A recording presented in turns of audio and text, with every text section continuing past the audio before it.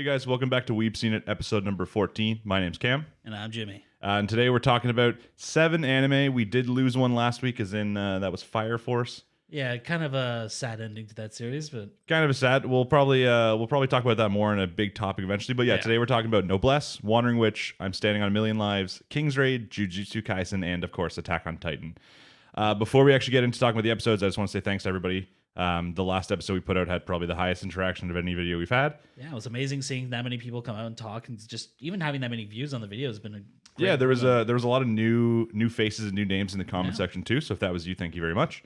Same as always too. If you have any friends or you know anybody that would maybe like this, just recommend it. Oh yeah, Trying to get this out to as many people as possible, but especially before we start next season, which is a very big season. yeah, it's gonna be crazy going forward. Yeah. So yeah, as always, just like, comment, subscribe, all that kind of stuff. Comments most important of anything. That's why we really liked the last video because there was tons.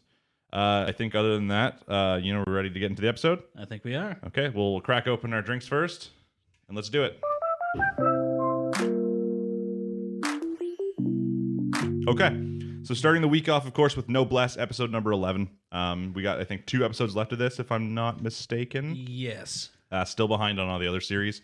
So while a lot of the series we're talking about this week this is like the finale, Noblesse is still going to be one of like the 3 or 4 we have left over starting next week. So Yeah, they're just kind of building into the finale with this episode, really. yeah, So, in this episode, right off the last one, it starts by them on a plane about to enter Lucadonia, right? Because they're going there to get Sierra back, whatever her name is. So this episode, I've liked a couple of the last episodes, and I think I'm gonna like the end of the show a lot more than the beginning. Like the Yeah. Lucadonia arc, I think I'm gonna like a lot more. it's gonna be a lot better than the school life to unimportant character arc. Yeah, now this one was a much slower, a really slow build up, especially because we only have 2 episodes left, and I would have liked this getting a little more action, a little quicker. I think the only action we had was we had Regis taking out some of the guards. Yeah, and then there was the what was it, the R4 Knights? The R4 Knights, yes. Which originally when they were shooting, I was like, okay, it's funny though because he, when fighting them, was like, oh, I want to use like non-lethal force, and then it just instantly goes to like one getting clawed, one getting shot. I'm like, is this still non-lethal? I mean, they are at this point? they're technically nobles still, so I'm sure they could take a lot of abuse. Yeah, I'm sure like one bullet won't take them out. Yeah, I don't know. Yeah. I wasn't surprised about that. Right when we started the episode, and you got the little flashback showing that they were not coming, I was like, yeah, right. I was like, they're 100% coming for sure. You don't build these many characters up for this long and then just leave them out of the final fight. Yeah, that's what we do for the human characters. Yeah. We leave them out. But yeah, I was not surprised at all when they did show up. But of course, yeah, I was like, you guys just have so much money, you can just drive a plane in to crash it for like a one-way trip.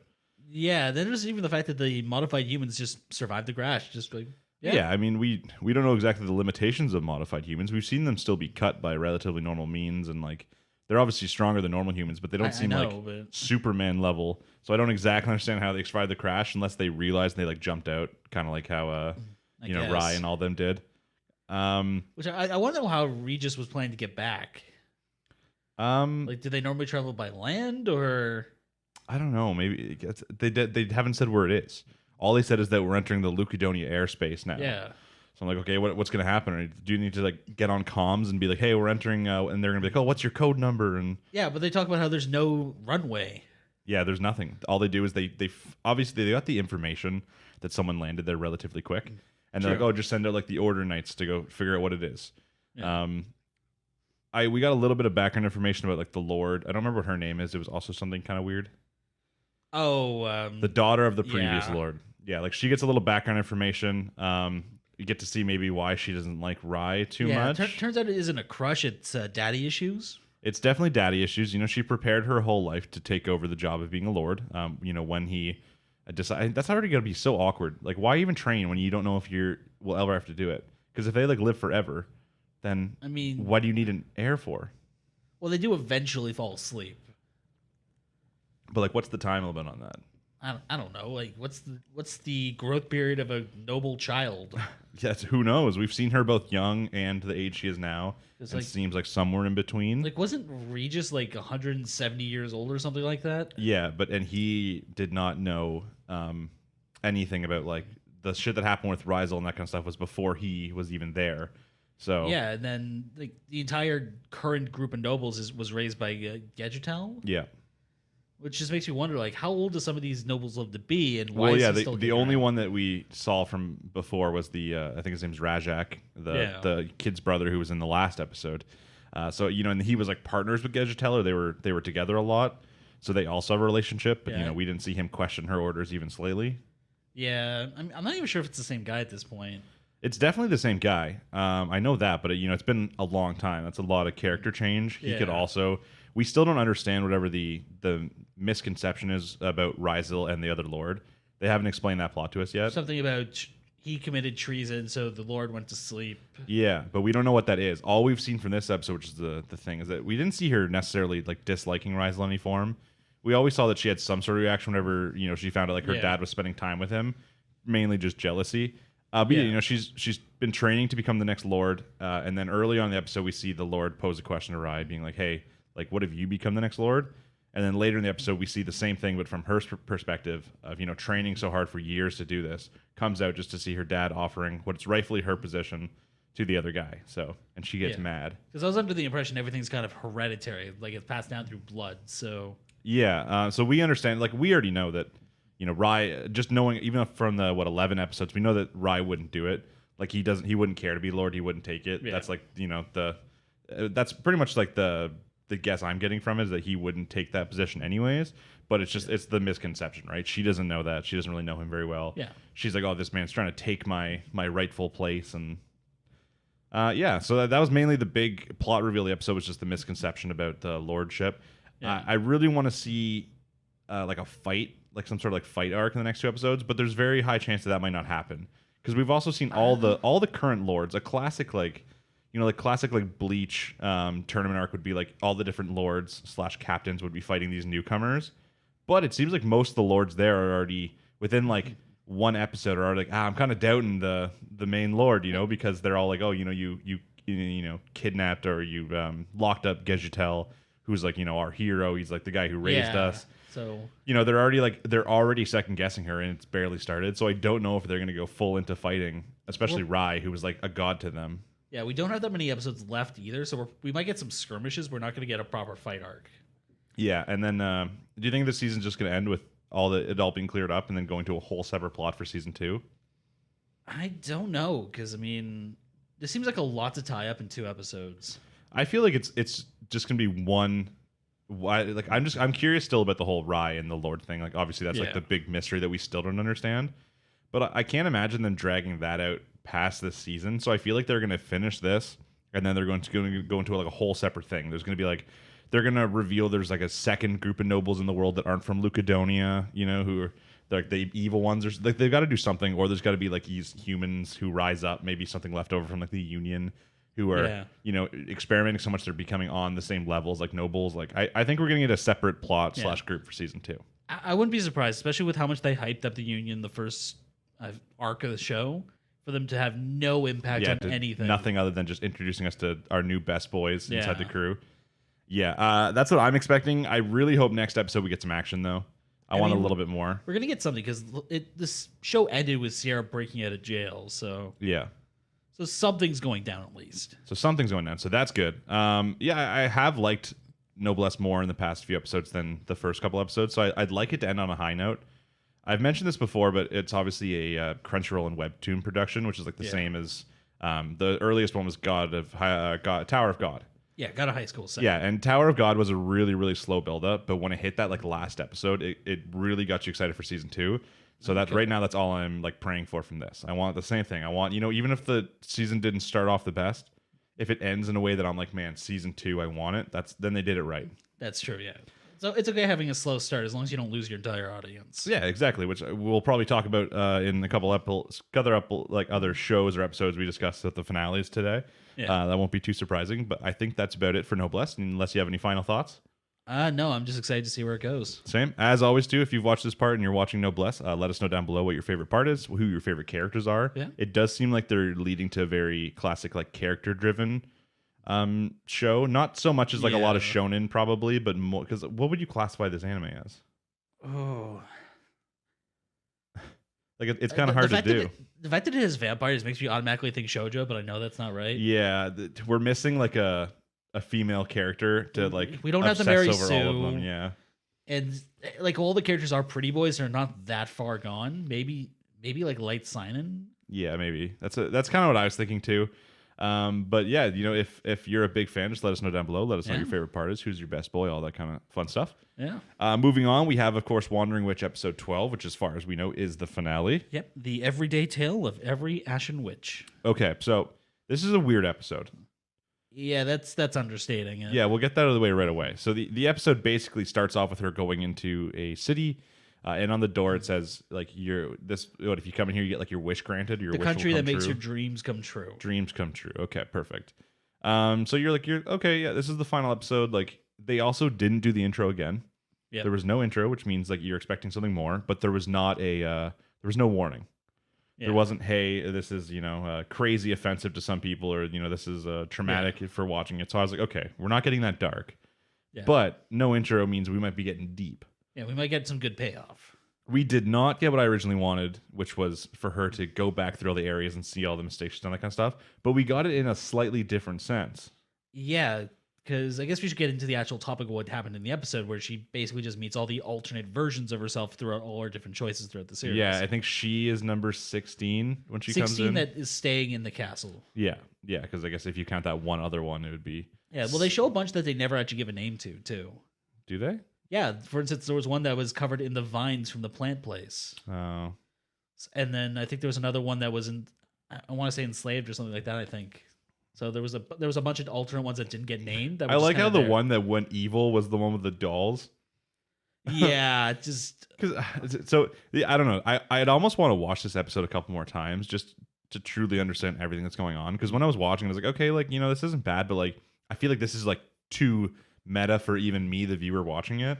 Yeah. I was like, I had a hard time putting all my thoughts together on it. But yeah, most of it just revolves around her going to the city. We don't know what happens. She just wakes up.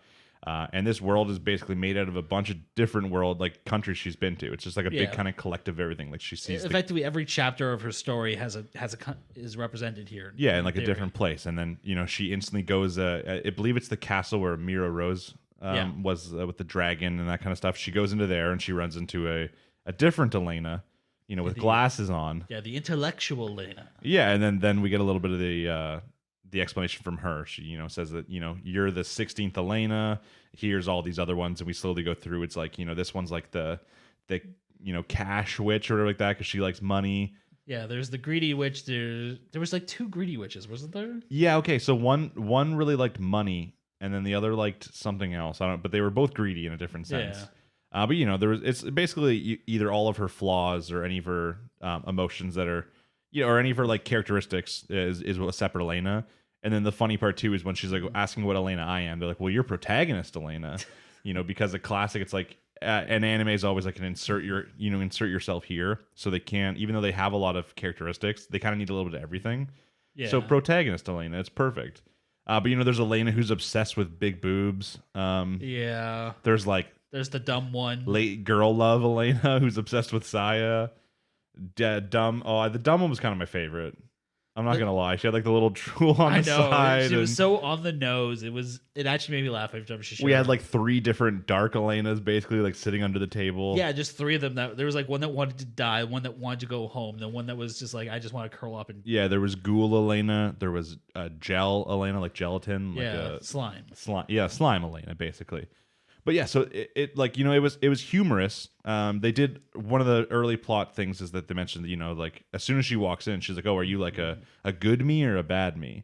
And we're like, okay, like so that means there must be bad Elenas. There's only one, or at least one we're introduced to, which is the short hair Elena, which is obviously from immediately after the doll situation. Because when Elena first runs into her, she's like, oh, why didn't you like get your hair back? Apparently, it was because she just didn't have the energy. Yeah, and then even at the end of the episode, when like not quite at the end, but when she's when they're friends now, she's discussing. The girl's like, the other Elena's like, yeah, I guess I'm gonna go back and try and find that doll now to get her hair back now. And it's just like, okay, like I'm still kind of confused. This is like the show's way of like, oh, we're gonna make Elena deal with some of the stuff. But I think this is more of it after what happened. I still think it's something to do with the episode with the little girl mainly, because even when the two of them become friends, she says, now let me tell you the story of me going back 10 years. So I think this is supposed to be her like dealing with herself and like almost like explaining the story so she can kind of get it out. I feel like it's been affecting her a lot Yeah. since, because then she literally like the only thing once she becomes friends with the short hair evil me is being like, oh no, let me tell you the story about when I went back 10 years for this, because I Yeah. feel like she wanted to get off her chest, and maybe that was like her dream. You know, maybe like when she walked into the city, she's like, all I want to, you know, like be okay with this kind of thing. So it's like she needed a situation to do it. So it's like, hey, who does she like more than her? You know, Herself? who's she Yeah. gonna want to talk to more than just herself? So she gets a bunch of different Elenas from all Yeah. different, you know, parts of her life, and she just kind of gets to discuss it out with like that. That's the thought that I got from the episode. I feel like you could probably interpret it like 10 different ways. Yeah, because I feel like the show was really trying to build itself up as this is just the alternate choices. Because at the start she's talking about wondering what laid down the other path. So, Yeah, and it makes sense. There's always the question, you know, especially as viewers, you're like, oh, like, you know, we've mentioned it multiple times. Why didn't Elena help out in that divine situation? And you know, we're always mad at it. At least in the show, it's like, well, what if we take a look? They're like, you know, what if we don't want to full go into it, but like we're just gonna make small little hints or jokes at like, you know, something that could have like at least there's a different outcome based off every decision she's made. In which case they show the one Elena that's covered in vines. It's like, oh, she screwed up. It's like, yeah, that's it. You know, maybe if Elena would have tried to help like we wanted, maybe she's not good enough to solve that big of an issue, and her story would have come to an end. You know, like maybe the Elena we're seeing is the protagonist, Elena, and her job is mainly just to like see everything, so us the viewers can see it. Like I don't. She's the main path that everyone else branches off of. Yeah, I don't know if that's exactly it. I'm sure if you're a fan or if you've been watching this, you probably have a different interpretation. Yeah, that's really just what I was thinking from it. It was this was her idea of how to get something off her chest to the only person she'd want to. Which is her. Yeah. There might have been something to do with at the end. I think they mentioned the book more. She was discussing the name of the book with the other me. Yeah, they're trying to come up with an actual title. Like, and then, of course, as soon as that happened, you, the viewers, like, well, I know what the title is. Yeah. So it was, of course, Wandering Witch Elena. But then the end, there's actually like a little ending thing. Yeah, she runs into the other girl. They accidentally like they swap books by accident. Yeah. And then like I think the last thing that showed is that the book that Elena has now on the back, it's like read this when you wake up, it's important. Yeah, which is just like that seems really strange to me. They're baiting a second season. Yeah, for sure. I was just trying to figure out what that was about. And the girl also originally I was like, oh, is this actually the other Elena? She didn't get her hair back because they looked very similar. And I'm like, they did, but they and then I stopped like, no, it's not her. Well, they did say like one day I'll be traveling with this girl and her name is Amnesia. Yeah. So. Yeah, but the thing is, was the book swap on purpose or was it just an accident? I feel like it's a story cliche. They're just trying to set up the meeting between them. So yeah, well, because if the book said like "read me when you wake up" and someone's name is Amnesia, we're gonna assume that that person has amnesia, and just like the Mira Rose girl, right, who woke up and left herself like a letter, she probably left herself a book. Yeah. So that when she wakes up, she'd read it, and then this book's accidentally got swapped, and this is how they're gonna meet. Yeah, she's got some 50 First Dates thing going. Yeah. It was an interesting episode. Obviously, as I said, I kind of either wanted a very, very dark episode or along that same line, I would have liked an episode where she has to actually confront all the issues that she's had. Yeah. This was close, and I felt like this one was deep in its own way. As I said, it can be interpreted by 10 different people, 10 different ways. You could very easily even just look at it as her looking at her own flaws, because none of the other hers were actually particularly good traits. Intellectual. That one didn't really mess Even that up was anything. more condescending than anything else. Yeah, but yeah. So I mean, like all of her flaws are kind of negative, but then when you put them all into one, maybe it kind of balances out to being slightly more even. I guess, yeah. It was definitely an interesting episode. I'm sure if I watched it like 3 more times, there'd probably be some extra like clues, like little hints and stuff like that in it. It might be worth going back and giving it a second watch, maybe before the next season comes out, if they're doing another season. Yeah, I feel like this one's gonna get another season at some point. It probably will. I think like because it's light novel based, is it not? I think so. Yeah. I think the light novel was decently popular, from what I've heard. Now there is actually a show on our list that we're going to get to, which does have a confirmed another season. Yeah, which is funny enough, and we'll be getting to that probably right now, unless you have any final thoughts on Wandering Witch.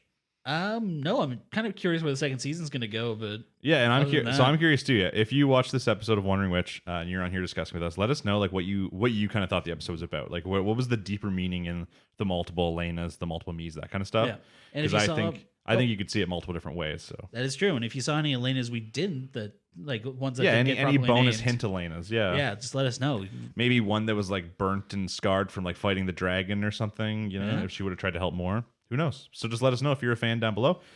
Give us some thoughts and opinions on the episode. And yeah, right now we're going to get into A Million Lives. The city I hate so much. Okay. I feel like that's the tagline. Yeah, that is the tagline for the main character. Yeah. I actually really liked this episode. I'm not going to lie. Compared to many of the other episodes, there was multiple parts I enjoyed.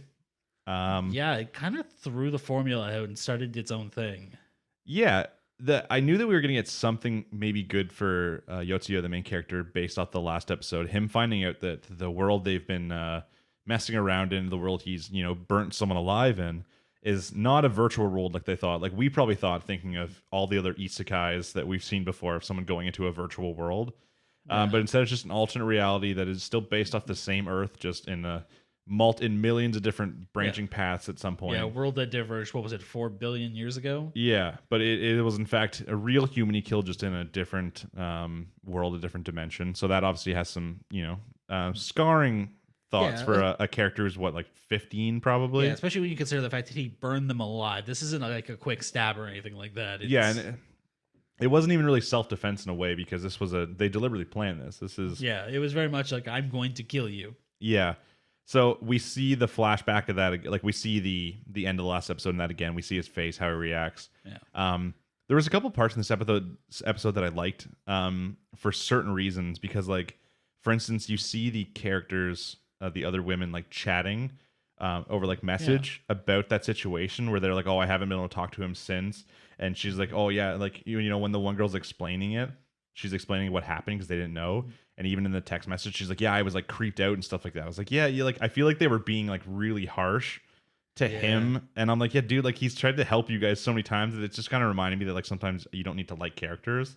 I know, yeah, but at the same time, the same thing is going back to like the revenge porn scene with the one girl. It's like, even if he's doing something good for them, they're still kind of bitches about it. Yeah, and that's what even like the other two characters haven't been bitches like the glasses girl has, but like there's still something like fake about them, like in some extents. And he was very like drawn into herself, and then I still can't remember her name. Kusue, that's it. Even she just doesn't seem to have much impact on anything around her. Yeah, and it's just I was reading the text messages. I think it was where after they described it, and she's like, yeah, like his face when he burnt that guy alive was like, it creeped me out and all this kind of stuff. And they're like, oh my god, like I can't talk to him now and all that. And I'm like, fuck, like this dude literally tried to save all of your lives by doing this mission. It's like, yes, I understand that he killed someone, but he didn't know that at the time. He was just trying to make this plan successful, so all of you didn't die. You also have to remember, like he did this specifically to save a kingdom. Yeah, he saved to save multiple people, as he said in this episode, save people that were going to be killed just for believing in a certain thing. Yeah, so like it's not like he just went up and stabbed some random guy in the street. Yeah, like, it's not like he was playing GTA 5 and he just walked in, he grabbed someone out of a car, beat them, and stole their car. Yeah, like even though it was a little excessive the way he killed him, the sense was he had to kind of kill someone for their plan to work, and their plan worked out relatively well. Yeah, and part of the creeping them out was part of the show to get them to react to him. It was to make him the target. Yeah, it was all part of the plan. But that was a good episode, or like a good part of the episode to me. But also just seeing him like not be able to sleep, like he's getting like the bags under his eyes, he's going a little crazy. Yeah, an actual reaction to having killed someone. We're not getting Lara Croft syndrome where they freak out for 30 seconds and then they're okay with it. Yeah, he even gets the message from the game master being like, hey, how do you feel now that you've killed someone? He just instantly goes to delete, even though he acknowledges right there. He's like, oh, I have to do this. So like, I have to do this because last time he gave me messages about finding a person and it's important. And this time, but then as soon as he read the message, he just went to instant deleting. Yeah. Almost like acknowledging like, hey, this could be important, but like I can't handle this right now. Like I can't deal with this. And then you see a couple different parts with the other three, but like nothing to me that stood out. Like this episode was not about them. It was not in any way, shape, or form. You see them mentioning again, and at the same time you're seeing Yotsuya play like basketball decently well, like better than people expected. Yeah, he's got some stat boosts. Yeah, which is based off his stat boosts. And at the same time, you see the other two girls. You see like Iu and Kisue talking about their stats going up, and maybe that's why they're better at stuff. And she's like, oh, if only I had these stats when I was in the tournament playing tennis. And he's obviously like when he's playing basketball, it's not just him like the main character showing off how much better he's gotten. He's like being kind of a dick. He's not passing, like he's being antisocial. He's having still issues dealing with this. So there was like a lot of cool different parts, and then obviously you get into the main plot of the episode, which was like the recruitment of the next person. Yeah, go find this one person who's about to kill someone. It literally you get the game master introduced in a new form. Yeah, the gap-toothed little girl with a fishing. Yeah, the little farming country girl with the missing tooth. Yep. Still doesn't say the last part of whatever the final word is in the sentence. Yeah, that's which is still how gonna he drive kind me of nuts. recognizes her. Yeah. But yeah, she says, like, oh, come with me. She's still asking about the killing and that kind of stuff. And then they're, eating at a restaurant. And she's like, okay. Like, the next person's, you see that guy over there at the table? She's like, well, the next player is going to come in and kill him in like 30 seconds. Yeah. And he's just like, what? And then, you kind of get a little bit of action. They come in. He once again shows that he's grown based off his stats in the game. He kind of kicks everyone's ass pretty easily. Yeah. And then, she's like, oh, this character's going to come in. He has a brother with him. So he kind of uses some of that knowledge to be like, oh, like that must be him. You get the big bad, maybe like Yakuza boss or coming with a gun. Yeah. The kill shot too holds it sideways. And that's where the game master comes in. Like, oh, do you want to use this glove? And he's like, oh, fuck yeah. And he takes the glove. He does like stop time magic. Yeah, well, it's creature magic, right? Where you can give an order, which we never actually saw him use it that effectively before. We've also never seen it being used in the real world. So yeah, that was definitely a big development. That has good implications for that end that we've seen, which looks like it took place in Tokyo from the earlier episodes. Yeah, it makes sense. Which I actually went back and to take a look at that scene to see if we could see any of the other players. It specifically zoomed in so you can't. Okay, that makes sense. That's what I thought. I thought that it would have been too obvious for them to do that, or that they would have been grayed out or something along those lines. Maybe a silhouette is what I was thinking, but no, you only see Kusue and you alongside him. So yeah, the whole point of this is he beats that guy up. He saves these people, and the guy's like, "Hey, why are you doing this?" He's like, "Oh, it doesn't matter. Like, you don't want to kill that guy," and he helps the kid get away with his, and he helps the dude get away with his brother. Yeah, and then like the more important part of that is then he's on. I think he's on like the roof of a building. Yeah. Talking with a game master, and he's basically saying like, "Hey, I figured out what you said last time, right? You said that if you hit on this girl, then like your chances of success in the next mission would go up. And then since she's actually the one who ended up passing the mission, he now thinks that like, hey, this actually like there was a reason, like they knew this is going to happen. So if he never did that, and if she didn't, like it's possible that characters cannot be recruited." Yeah, well, not even that. Like they talked a lot about how it wasn't even a matter of whether or not you recruited her. They might have pulled her in anyways. Yeah, but she wouldn't have had the same drive. Yeah, this wouldn't have been a world she wanted to return to, so she wouldn't have tried so hard. I don't 100% know if I agree with that with her. I think that's like the outcome she wanted was to get like weird revenge porn. I think the thing is that that's what she thinks, but if it actually happened, it would be a different scenario. Yeah, it'd be hard to come back. Yeah, and then he's like, I don't give a shit about this dude and his brother if they kill someone or if they live or if they go to jail. He's like, but, if he was going to go to jail and then he went to this game, he's like, he'd have nothing to want to go back for. Wouldn't really care about passing the mission, wouldn't really care about living after. So he's, he goes into his classic, this character keeps bouncing back and forth between his evil monologues and his hero acts and that kind of stuff. Yeah. So he goes into his, like, villain monologue again about how he doesn't care about any of these people. It's just about the percentages. And even the game master looks like a little taken back by it. Yeah, just like a little like, what the fuck did I recruit here? Like, yeah. So that was interesting. As I said, there was a lot of good parts of the episode that I liked. And then, as we mentioned earlier when we were finishing The Wandering Witch, it did literally finish saying that we're getting season 2 confirmed. Yeah. I think it was July. It was June or July 2021. It's summer season. Yeah. So, like, out of all the shows that are airing this season, I was not expecting this one. Now, did you watch the next season thing? Yeah, they were fucking. Okay, it was Troll. Okay, I was like, okay, yeah. I'm assuming it's Troll. It's got to be. It's like how about now in space? And then I think like they said what the name of the first episode was. It was like Buck Naked and something, or yeah. And then they bounce between a bunch of things, and like it gets worse and worse as they go. They're like, it will be making faces and doing poses. It's like, but is it possible they're also trolling us with the release date? See, the thing is, if you're gonna try and troll, I think that's one of the things you don't want to fuck with because you want to get your second season. Yeah, and it's funny though because this was one of the biggest shows on the season that we were wondering if a second season was going to be a thing. Yeah. Because it didn't have like its highest episodes were not even that high compared to many other anime, and its lowest episodes were pretty shit. Yeah. So this is one of the ones we've talked like probably 4 or 5 times over the past 13 episodes or 12 episodes whether or not it's going to get a season 2. And each time we're like, yeah, pretty unlikely. Like we could definitely see this just being one that gets forgotten. I mean, especially considering it's an isekai. Yeah. There are isekais that are a lot better than this show that have not gotten second seasons. It's true, I guess, but isekai is probably one of the genres that has one of the highest percentage of second season given even like without even questioning the quality. Think of all the other genres. I mean, but there's so many that like I could honestly see a second season coming out that never got it. Things like Grimgar Fantasy and Ash. Don't remind me of that. That hurts still. Yeah, I know. That's part of the reason I can't watch Konosuba anymore.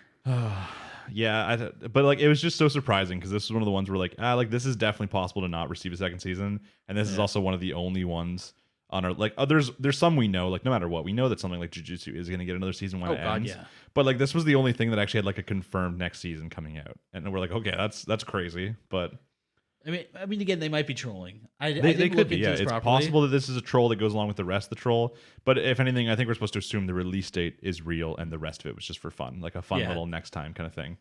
Because obviously, with the production of everything going on 2020, they probably have not finished a lot of season 2 or probably barely starting it. So they probably don't have the entire plot. But yeah, like the space and all that kind of stuff. Yeah, obvious bullshit. The show didn't have the most over the top animation, so they don't need that much time. Yeah.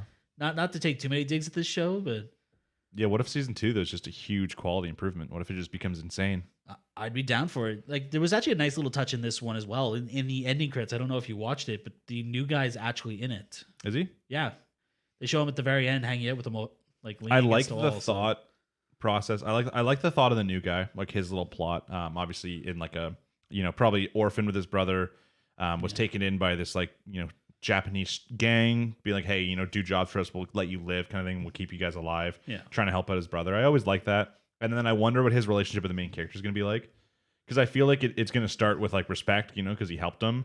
But then as he realizes the main character is going to be like, haha, I only did that so you would join this game. And I feel like he's going to become like the other characters who don't really like the main character very much. I mean, I don't know, because he kicked the crap out of his former boss. And it's true. He was like, dude, you just got your ass kicked by a high schooler when you had a gun. Like, I'm done with you. But this character is obviously the much better looking, cooler character, though. So this adds the dynamic that we were maybe expecting. Maybe the women are going to be like, ooh, who's this bad boy? We don't know that, because he also has a lot of the tropes you see with the dumb buff guy. That's true. But I like a dumb buff guy, too. I know, but I don't think he's going to be that super popular guy that the girls swoon over. But they love bad boys. He's a bad boy. Yeah, except for use a whole backstory as her trying to get away from the bad boy stereotype. Do you think there's any chance that the next character is his brother? I mean, at this point, I wouldn't be shocked. And we get like a Matt TK kind of situation from Digimon? Oh, God, don't remind me of that. I could see it, though, because I can't imagine a character having more drive to actually want to complete the tasks and having more of like a downfall if they don't, than having like a family member directly involved, especially like a younger sibling. That is a good way to do it, but even then, he could serve that purpose just by being in the other world for him to return to. Yeah, that's true. Like that gives them the drive to want to go back, but nothing would be as big as like, hey, my brother will. It's like it's one thing if I die, my brother's still back there, but like, oh, if he also dies right now, like obviously he's probably gonna look at it more like my brother can't like live without me. Yeah, based off like their living situation, that kind of stuff. They're probably gonna get him pulled out of the Yakuza lifestyle, and they're gonna give him some sort of job. They're gonna have him living and supporting his brother. So he's gonna have that drive of, if I die, my brother's back where he was. He's gonna end up joining a gang. Yeah.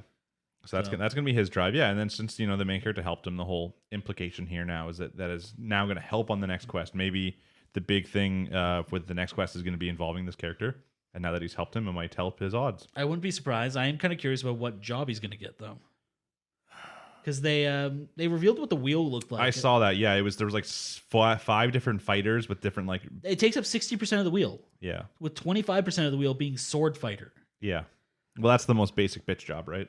I know, but like, why? I don't know. Maybe as you get farther into the quest, they have like new jobs open up. Who knows? But they already had the little sliver jobs with chef and villager and the worst ones. Like, what job do you think that the main character's going to get next season? Imagine now though is that either like when all the jobs combine, maybe you get different job titles after you have them all, or as they like get into the farther quests, you get like Dragon Knight and like different jobs and stuff like that open up. It's possible. Based on the flash forward, we did see the main dude rocking armor. Yeah, he obviously looked a lot tougher. That's kind of one of the, eventually the show's going to be insane, guys. Keep watching. Yeah, I mean, I wouldn't be surprised if it's some bullshit knight form like Blue Knight or... Yeah, I think it might just be a combination of you keep all the weapons, the skills, and that kind of stuff of the other classes too.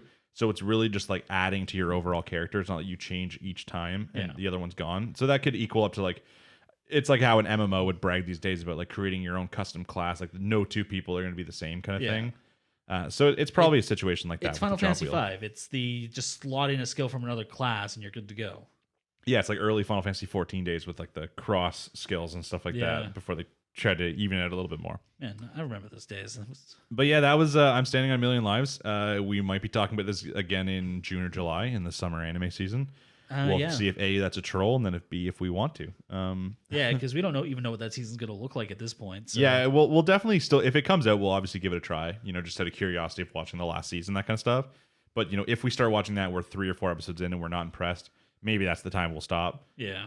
But we'll just have to wait and see about that one. We can't really judge until we've seen it. Maybe it's going to be in space. Who knows?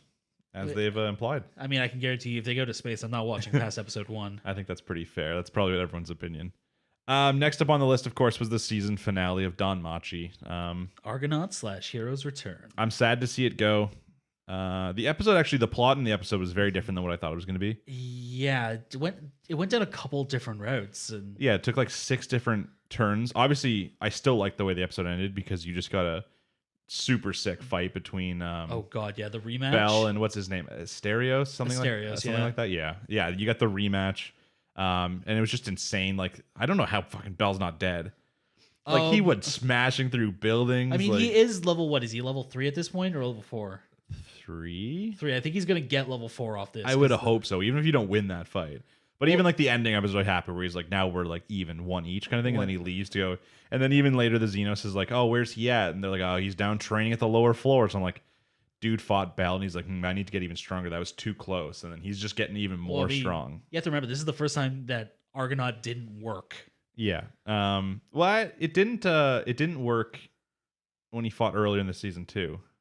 Really? It worked. He punched Lead with it, and then Lead went into the wall, but then Lead's like, oh, you're strong, and then Bell's like, oh, and it like, so like it worked, but it didn't like instant win him the fight. Yeah, it's the first time he didn't actually get a hit off. Yeah, Bell almost looked like surprised by the fact that he like didn't just instant win with the fight too. But yeah, like obviously that was just an insanely good fight. Yeah. Went smashing through walls. They it was like it was half a fight and also like half a plan, because then it was the fight went so far into the town that they did end up just back at the entrance to the dungeon. Yeah. So that he just got to walk, like they're literally at the entrance, he just got to walk down. Like, oh, that was good though. That was a nice little way to get home. I mean, yeah, and I don't think anyone was in a position to stop him if he wanted to go. But yeah, some of the big outcomes here was that obviously we finished the last episode with the Hermes betrayal, whatever it is. Yeah. Which was dealt really lightly in this one anyways. I don't know, because the fact that he came out and said, like, this is a plan, we're going to kill some of you so that Bell can look halfway decent. Yeah, and I knew that they wouldn't argue that much because they're all like, we owe Bell something anyways. If only 4 of us have to die so that Bell will, so like if people respect Bell again. Yeah. I knew that they'd be okay with that plan. I was kind of surprised with the choice, though. I didn't expect Gross to be the one to do it. In the last couple episodes, it was definitely implied he was one of the ones telling Weena constantly, like, we'll repay him one day. Like, he accepts now that Bell is like different. True. So I kind of felt like he would take the lead. He's kind of like a leader too, so he would want the other ones to live. But yeah, so the plan is Hermes is literally like, I want 4 of you at least to go fight Bell. I've given the girl, so he did intend it to go. He's like, she has a bracelet, that'll let you know who it is, kind of situation. So you like attack her, and then Bell will have no choice but to fight you back and kill you. So then the Gross and a few other ones go, but even his plan fails right there anyways, because as he goes to attack the girl and Bell just puts away his weapons. Yeah, Bell called the bluff. Yeah, so last second he could not do it, so he couldn't attack Bell. And then at that time anyways, it doesn't matter because Asterio shows up. Yeah, the other monsters are like, oh shit. Because like even before that, there was a little scene where Asphy was about to make them go berserk. Yeah. So like they were going to force this if they had to, but Asterios is just like, I ain't having any of that Asterio shit. showed up, which did the job anyways. Yeah. It did the same job except for without anyone having to die, which is nice. A couple important parts here is a certain Familia was very much helping here. As in, they were stopping all of the Loki Familia from helping. Yeah, the Freya Familia. Yeah. So they had a bunch of different people stop. Like, who stopped? It was, what's his name? Otarl, whatever his name is? Otarl, the king. He was the one stopping Finn. Yeah, which, Finn's strong. Yeah, but the other best part about that is just he takes his sword, right? Yeah. And he just throws it in the sky. And I'm just like, where are you throwing that sword, bro? And then in the middle of the fight, just the sword, Bell loses the weapon, and then the sword just lands. And I'm like, oh, fuck yeah. God, yeah. Like Here we go. A little bit of a Berserk reference there, but I'm down with it. Yeah, I did like Bell fighting with the sword too. It's kind of dope considering we only ever see him fight with the knives, and it's like, they're cool. Well, he's kind of like a fast thief character. He used the sword when he fought the Minotaur the first time. Yeah, and I was like, man, it just looked so badass. Like the whole fight looked so good. I meant more like the thing with Hermes was light at the end when he just went to like the Hesty family, like, oh, I'm sorry, and she just like kicked him once. I'm like, yeah, like I mean they can't really call him out on it because that would be outing themselves as well. So yeah, I just like the obsession with Bell, right? Yeah. We do see Freya in this episode too. She's still watching over everything, and Oh yeah. but yeah, the whole point, if the whole plan for for Hermes was just like, I want everyone to like Belle again, it's just like, yeah, what, you all have such a weird obsession with this boy. Yeah. Well, And the obvious answer is his grandpa, who was 100% Zeus. yeah, I know. They do show his grandpa in this. He's got the farmer hat on the back, but there's not a chance that it's not Zeus. I would not be shocked in the slightest. And they even mention Zeus in this episode, which they don't mention. They probably mentioned Zeus in all of 2 episodes throughout the entire, what's Yeah. this, 3 seasons? Yeah, they mentioned him a little bit in Sword Oratorio too. Yeah. But even that's just because it was I think the Zeus and it wasn't Freya, it was Zeus and Hera? that's it. Yeah. Yeah, they were the ones who got the deepest in the dungeon. So Yeah, but the fact they've mentioned Zeus in probably 2 episodes out of, what are they? It's like 36 or 37, whatever that now. And this one also had Belle's grandpa in it. I wouldn't be shocked. I mean, a lot of what Belle is calling back to the old story of the original hero Argonaut. So yeah, so that's not surprising. Great episode though. Just obviously the fight. I said last episode I just wanted to see, the Asteros go just absolutely apeshit badass. Oh, I wasn't expecting it just in the 1v1 with Belle. yeah, I was thinking like against Eyes, maybe Finn. Yeah, like he's stepping up his level to try and help Xenos get out. But in general, it's still, the plot still happened. The ending was still what we expected. Just the way we got there was not. Because then with that distraction, not only was Xenos able to get out because all the Loki familia was being blocked anyways. Yeah, because like the Freya family are probably the only ones that can fight the Loki familia evenly. So yeah, and then obviously Asteros got out because they ended up finishing the fight right at the entrance of the dungeon. Yeah, no one people still looked at Belle like, oh, that was a good. He didn't win, but oh, that was a good fight like, though. holy shit, he survived that. Yeah, he survived. He actually tried to fight that monster for for us and that kind of stuff. So everything that was supposed to be the end of the episode anyway still happened, but it was not how I would have guessed last week we were getting there. Yeah, that's for sure. I didn't think Hermes would tip his hat and say, I want to go back to a classic hero and like destroy the monsters only. Like, I feel like he would have been the one who would have been a little more progressive as the god of travel and the god of culture. But yeah, I don't know. I was kind of surprised with the bracelet plot because, like, to me, putting the bracelet on just so that the Gross knows who is the one he's attacking is kind of lame.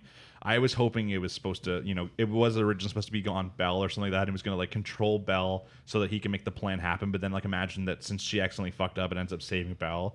I was like, oh, that could have been like a cool plot line, but that was kind of like a little boring plot line with the bracelet. It was just so he could be like, oh, that's the lady, I'll attack her. yeah, target this chick. And You could have attacked any person. I think Belle would have acted the same. I know, but I think attacking someone personal to him is supposed to drive him up a little bit. So Probably. I mean, the thing is, Belle, the characteristic that you don't see from Belle always was shown in this episode, where like he didn't necessarily even have a reason for fighting Asterios, whatever his name is. He's just like, I want to, and then at the end, he's just like, I wanted to win. He's like crying. Yeah. He's just like, yeah. He's like, I it's okay that I didn't win, kind of thing. He's like, no, it's not. He's like, he's like, I wanted to win. I'm like, yeah. He didn't have a reason, but he even said that. He's like, I'm gonna try hard. Like he had no reason to. He's like, no. He's like, oh fuck this. I'm like, this is gonna be an all-out kind of fight. yeah. Also, the fact his armor got destroyed is just leading us to a new armor for season 4. Well, all of his gear got broken. The bracer got broken. The chest plate's broken. He didn't lose the black knife though. I don't think. Well, that was I fucking hope not. The freaking Hephaestus Drendel blade. I still kind of wish that he gets like a sword. Like he has the black knife, but he gets like some sort of sword made by Welf in the next season. I wouldn't be surprised if they do that because Welf made the sword out of the Minotaur, or the other blade out of the Minotaur blade, which got broken, or the Minotaur horn rather. Yeah. So I wouldn't be surprised if he gets a replacement. I was almost expecting Asterios to lose a horn in this fight to replace it. That. But maybe let's go find his arm. Just use his whole arm. Here's a sword made out of a Minotaur arm, just a big club. Just yeah, and then of course the very ending is on the same wall that we've seen Belle and Eyes train before. He went back and he's like, "Hey, train me." And she's like, "Are you even after all that happened?" He's like, "I don't give a shit." He's like, "I just want to be stronger." Yeah. So that's good. Yeah, I don't know. The season was really good in general. I'm surprised they didn't do more with Weene in the end. Because she was kind of like the main driving force, and she had very little importance in like the last episode. I mean, I think the whole thing was just her getting back. Like the fact that she was willing to die in the episode prior was very much her role. Yeah, that was like her. There was like 2 big parts with her. Was like her death, and then reincarnation, and then definitely her part where she decided to like sacrifice herself for Belle, and that's what ended up not having to sacrifice herself.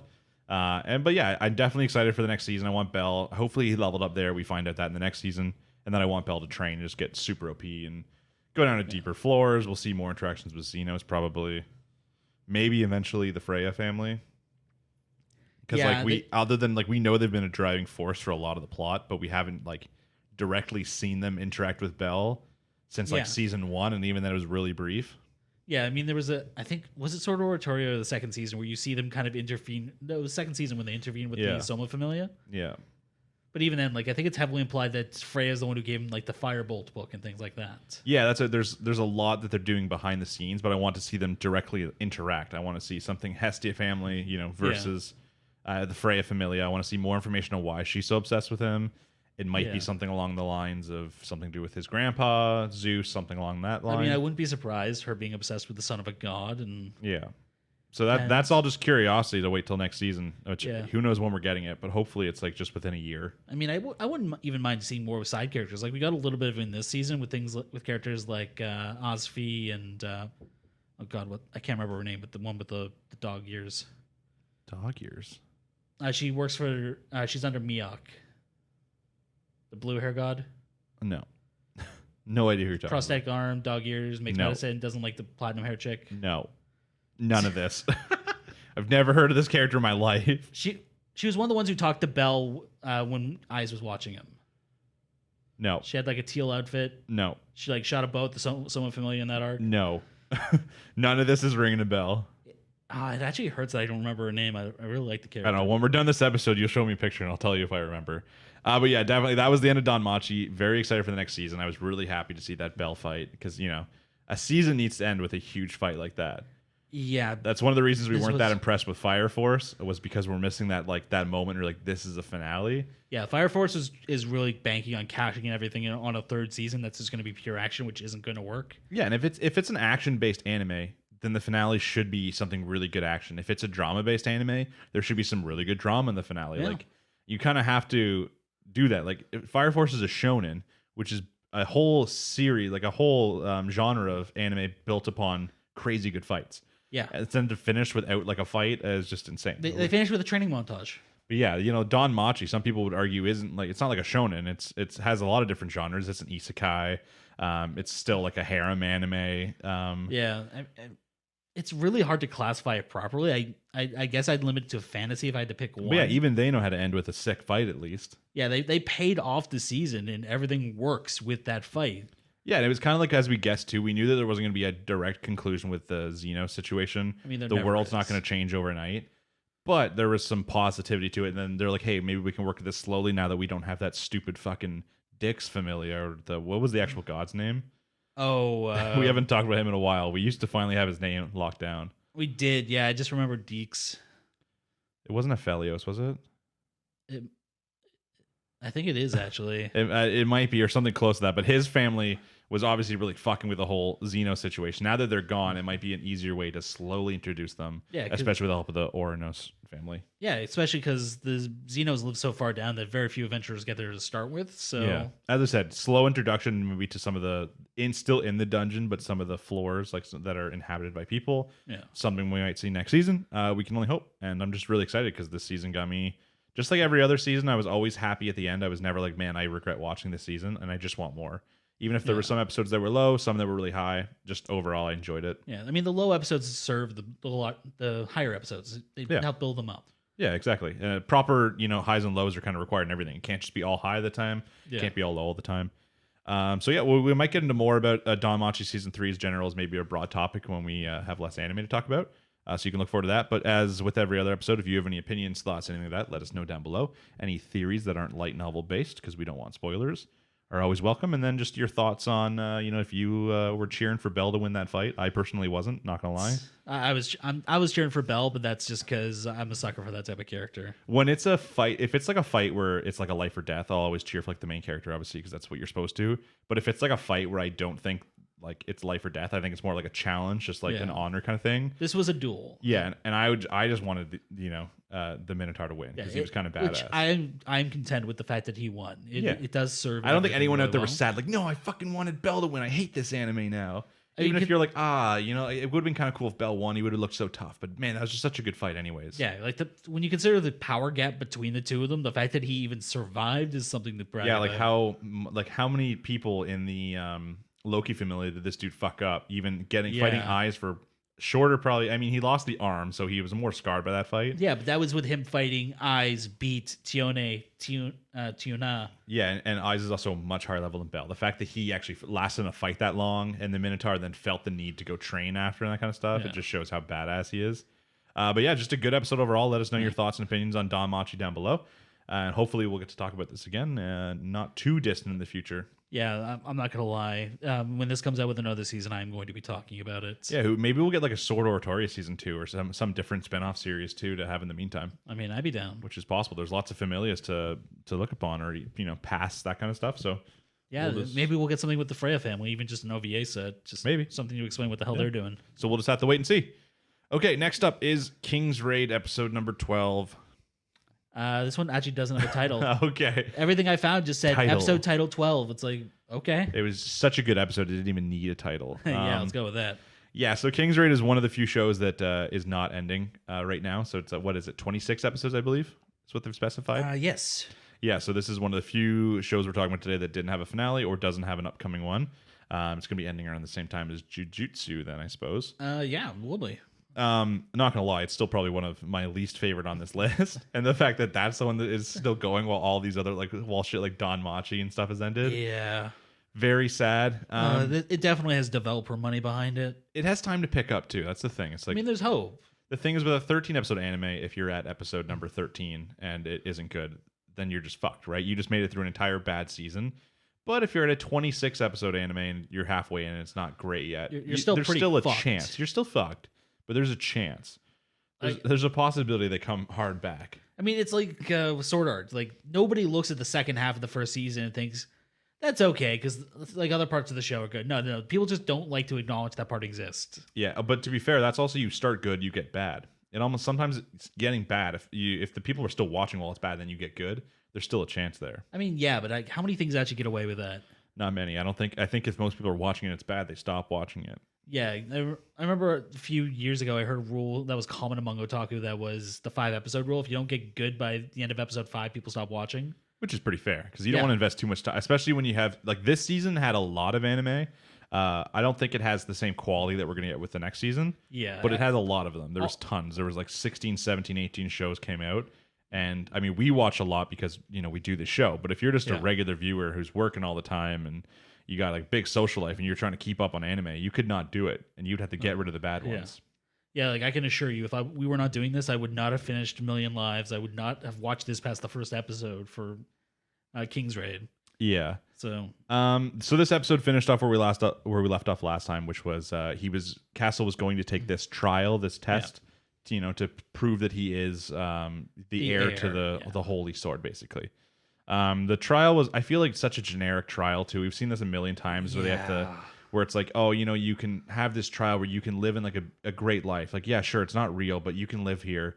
And the main character's always like, no, I don't want to. I want to live in the worst world, but it's worth it to save my friends. Yeah, and I just want to note, this perfect world was so... Yeah, it's like a restart every single day instead of like living at like a fake life with your mom, assuming she was alive, and like living at like an ideal future where you guys grow up. It's not the future you would have had. It's one particular day where you don't get attacked. Yeah, and like even then, it's like the worst part of Groundhog Day. Even then, sometimes when they do shit like this in shows, they do it multiple times. Like the main character goes through like 10, 13 times, and they each kind of pick up a little hints every single time.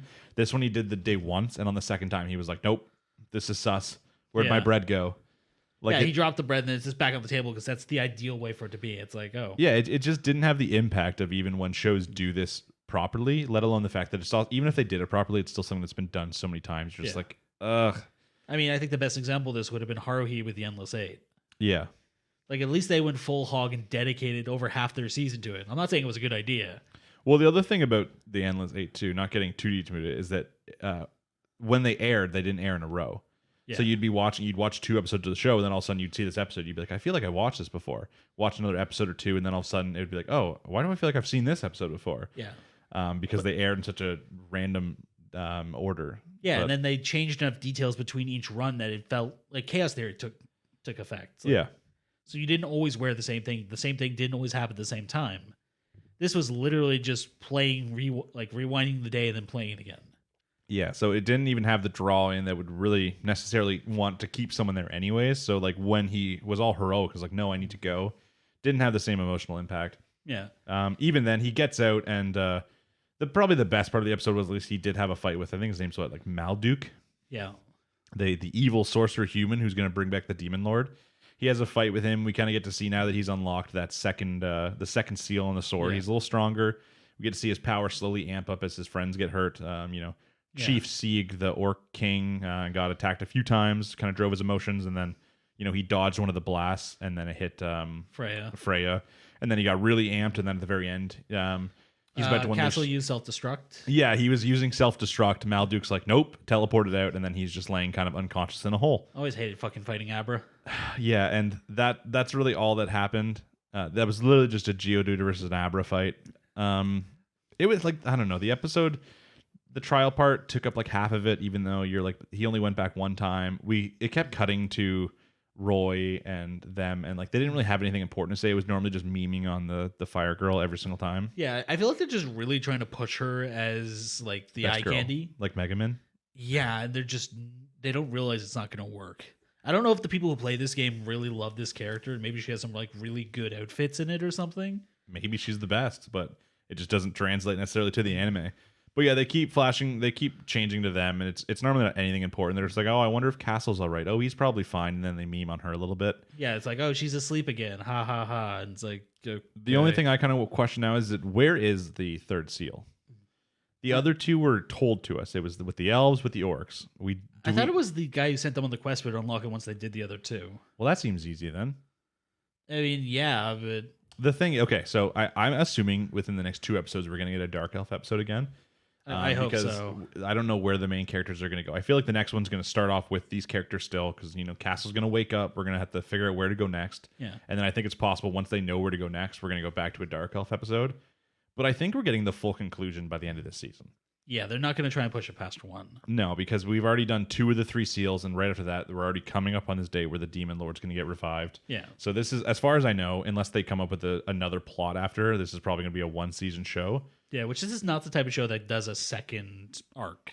Yeah, it'd be kind of hard because all the characters' backstory and everything are based upon this one arc. Yeah, unless they pull something like, oh, there's an even greater Demon Lord who's just been released. Go fight him. It's like... Yeah, that was actually just a baby Demon Lord. Here's his dad, the Ultra Demon Lord. Yeah, I wouldn't be shocked, but...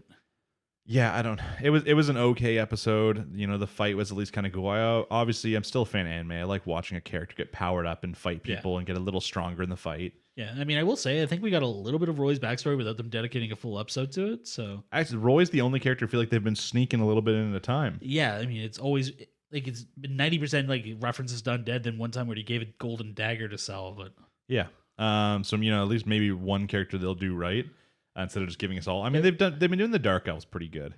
Yeah, the Dark Elves have been going well, but the main characters that we're supposed to be cheering for haven't gotten shit. Yeah, I'm not really necessarily excited every single week to watch it. Even when you get episodes like this where I'm like, yeah, it wasn't terrible. Like, I still liked watching him fight.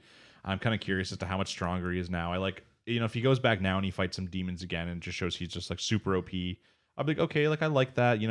I feel like the first upgrade he became strong enough to fight demons, like with the first seal broken. Yeah. I feel like now he should be stronger than most demons, except for like the highest ones. True. And then I think with the third one he should be at that even with the demon lord thing. Yeah, I mean, I think the biggest problem I have with this model is that it's not him actually getting better. It's just him getting like an arbitrary power up based on him doing something. Yeah, it's just based off like his bloodline and like the fact that he's the successor. He doesn't actually have to train to become better. Yeah, he's got Superman syndrome. That was one of our like early questions was to whether we're actually going to see him get better or if when the sword gets unlocked he gets better. And we learned that it was that one obviously pretty quick. And even then, like it's the same pattern for both of them so far. It's been he gets the power up. He doesn't really do anything different. Then he gets angry. Then he's stronger. It's like, oh, okay.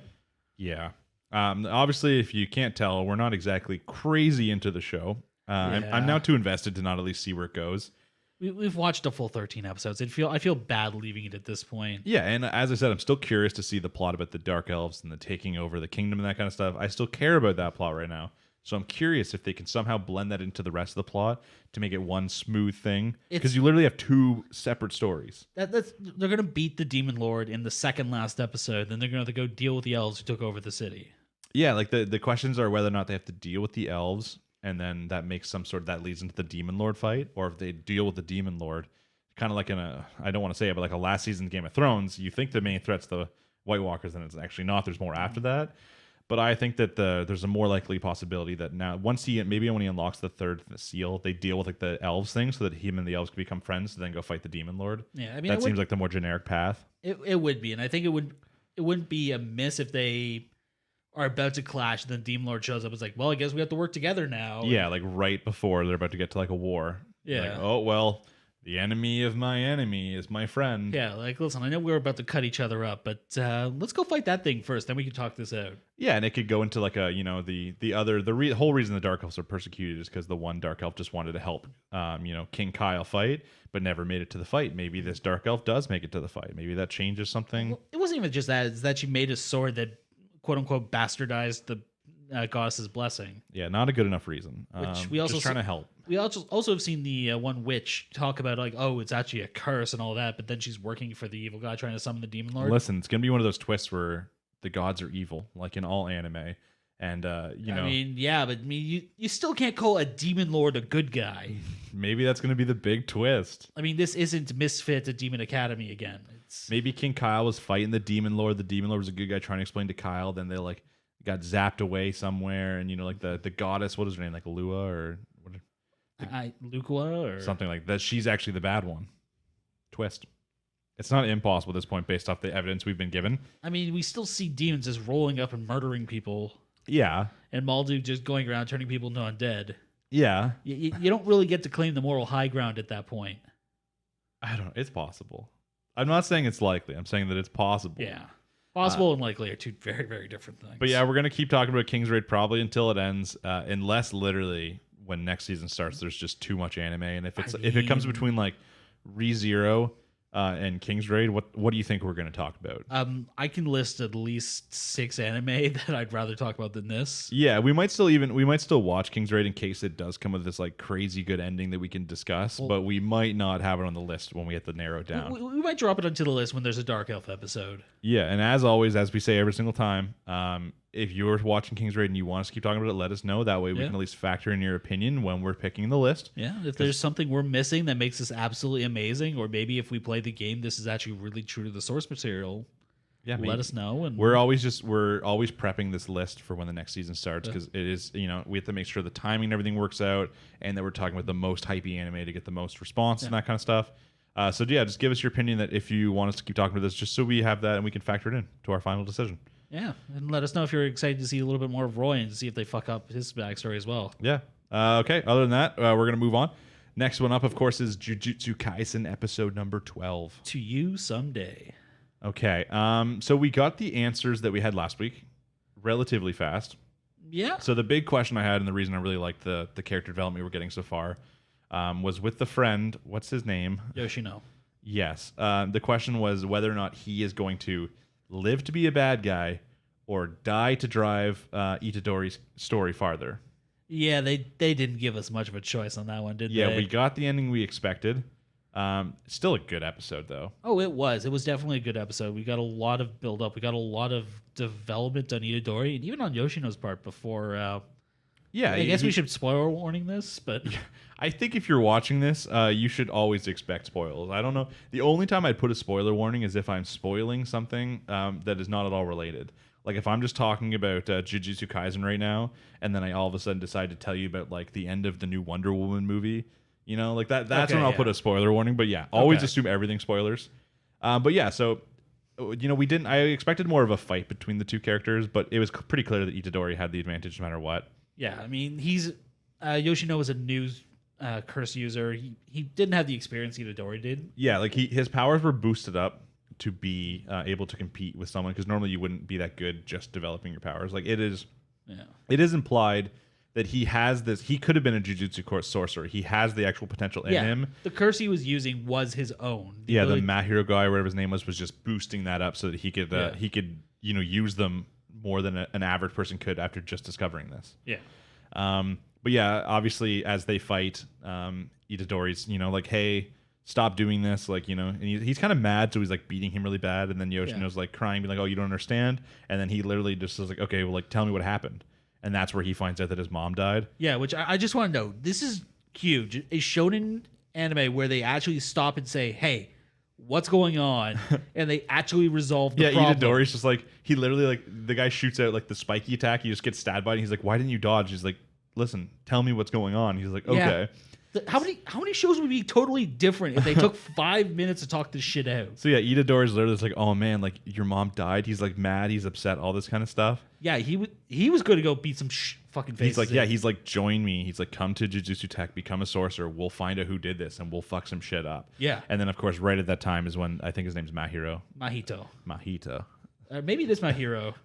Mahito? I don't know. I checked this before, and I swear I saw Mahito, but I might be wrong. It's one of those. Correct us in the comments down below. Yeah, if you want a Mahito, go make one. But yeah, he comes in with a very intimidating pressure right away. We know shit's about to get fucked. I was half expecting just for him to instantly kill, what's his name? Yoshino? Yoshino. But of course, instead, he uses his power to change the shape of his body. Instantly, us knowing that, you know, there's not really a good way of getting out of that. Yeah, I wouldn't have been shocked if they pulled some Deus Ex Machina shit with Itadori, but I feel like you just knew from like the energy, like the vibe of the episode, that it wasn't happening. You just know it while watching it. You're like, realistically, if it wasn't that vibe, you could be like, oh, maybe they'll save him after. But we just knew watching it. We're like, oh yeah, you're fucked. Like this is what we expected. Still dealt with right, but you know we still expected it. Itadori won't fight him. He won't kill him, even though he kind of realizes he's boned. But then most of the rest of the episode is then Itadori having to fight Mahito or Mahiro, whatever his name is. Yeah. Which is good because obviously he's way stronger than him. But Itadori's whole thing is just he doesn't give up, right? Like he's getting stabbed multiple times. His curse energy, like directly, one of the things is it like hits his soul. The whole thing is no one else can really deal damage to him. You're just damaging his vessel, his flesh. Yeah, which they do specify. As a vessel for Sukuna, he's aware of the outline of his soul, so he can actually beat your soul. Yeah. Which I think that's one of those things most shows would wait until like the later seasons. He punches your soul direct. Well, this really only affects this one guy. I know, but this sounds like one of the power-ups you would get like in the freaking Fullbringer arc of Bleach or some crap like that. Like, yeah, but it is obviously really good. You know, the Mahiro goes like, you can't touch me. And then like his nose starts bleeding. He's like, oh, fuck. But then you get into like a really epic fight where Itadori's still losing. But like the one part where he just fucking starts headbutting him and then throws him and kicks him. But then he comes up behind him with the spike ball. And then you get the re-entrance of the teacher who I can't remember his name either. Yeah, I can't remember his name. He's actually a really cool character. So I feel like I'm doing him dirty by not remembering his name. I don't know what it is. Something about his name just doesn't stay in my head. And he's supposed to be like a kind of a generic character, but like a generic character in a really cool way. Yeah. But then quickly he realizes that something about Itadori makes it so he can actually damage this guy. So right there, he's like, hey, you know what? He's like, explain to me what happened. Yeah. It's like, I like it too. Like, just like how we mentioned earlier, they took the time to stop to settle their differences. In this one, he takes the time to be like, yo, instead of just coming in your blind, he's like, tell me everything that happened. He's like, oh, he turned this guy into this.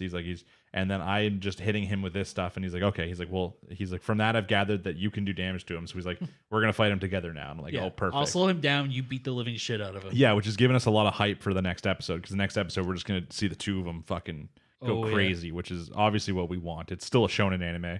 We want epic fights. And I like, obviously, Itadori's fighting.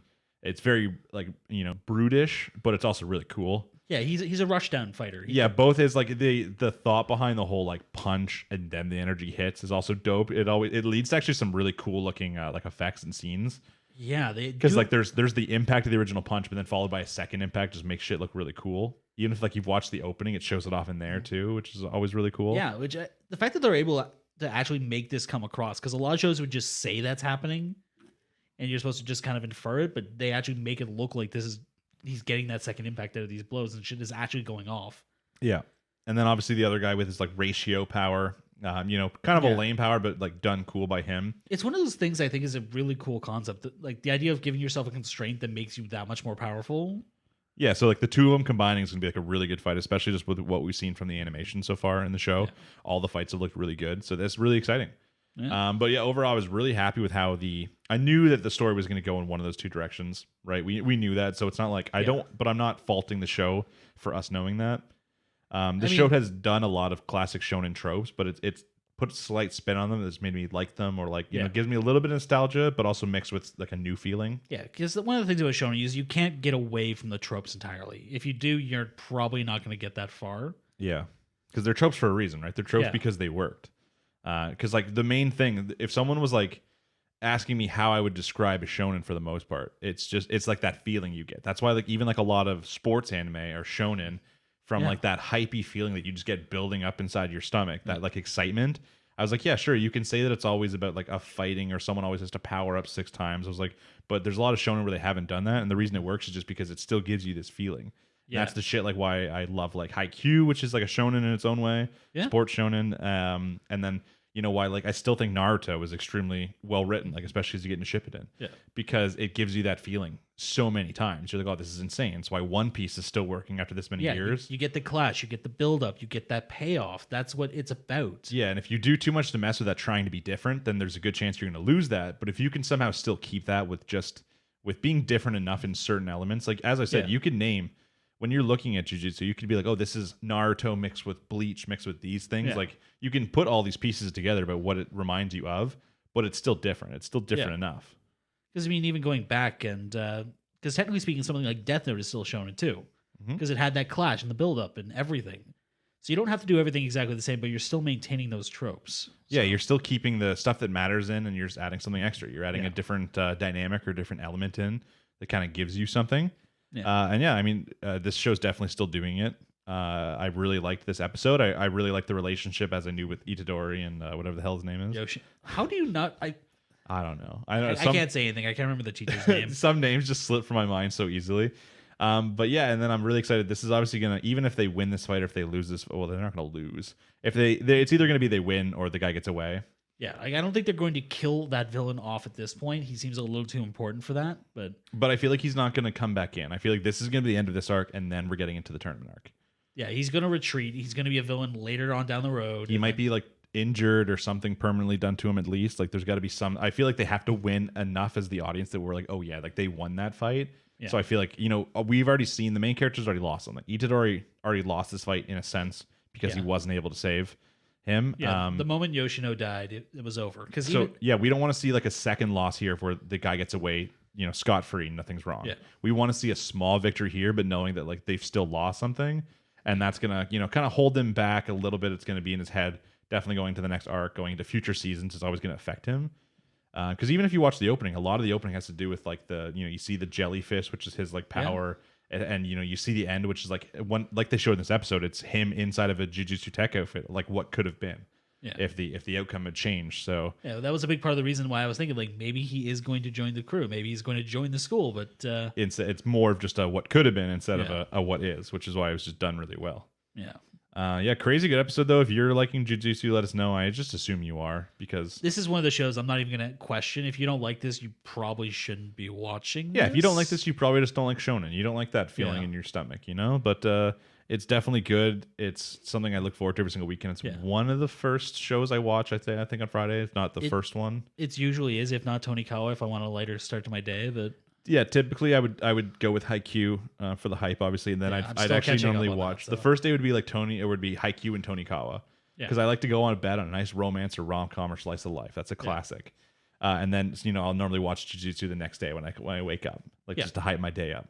Oh yeah. But really good episode. Love all the characters so far. I like the villains. I like the heroes. That kind of stuff. And I'm really excited for the tournament arc. Yeah, tournament arcs obviously they're memed on a lot, but they're memed on for the right reasons, because they're normally pretty epic. I mean, if they're done right, they can be amazing. I think Hero Academia did a good job of it. I think God of High School is a tournament arc anime. Dragon Ball Super, the entire thing was a tournament arc. I know. And people liked it. If you do it right, it's not just your standard round robin watching characters like beat up nameless characters or characters introduced specifically for that fight. It'll probably be more like the Chunin exams too. You know, hate to compare it to Naruto again.